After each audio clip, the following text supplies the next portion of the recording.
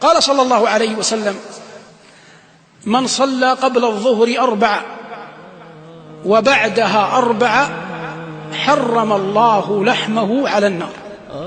من صلى قبل الظهر 4 وبعدها 4 حرم الله لحمه على النار.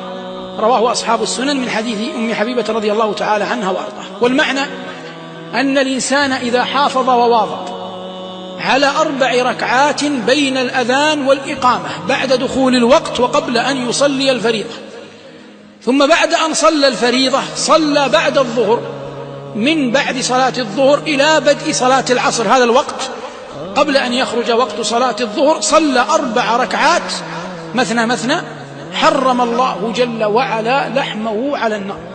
وهذا فضل عظيم قليل فاعله فيما يرى من الناس، وفقني الله وإياكم إليه.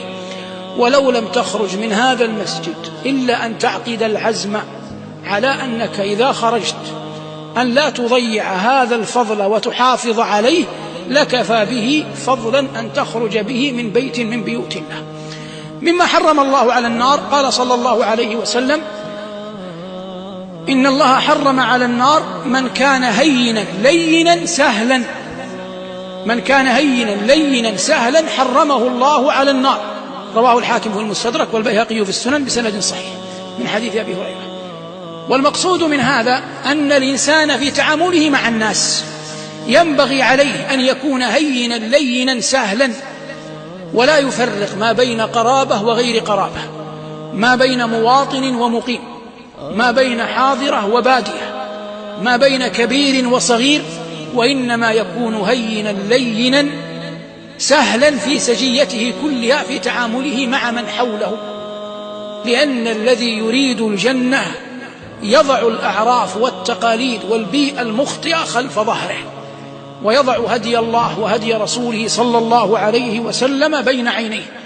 هذا الذي يريد الجنة. مما حرمه الله جل وعلا على النار قال صلى الله عليه وسلم: لا يلج النار عبد بكى من خشية الله. وقال عليه الصلاة والسلام: ولا يجتمع على عبد غبار في سبيل الله وعذاب جهنم.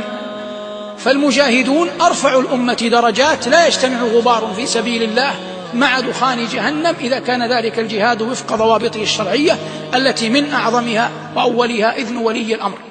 هذه بعض ما حرمه الله جل وعلا على النار.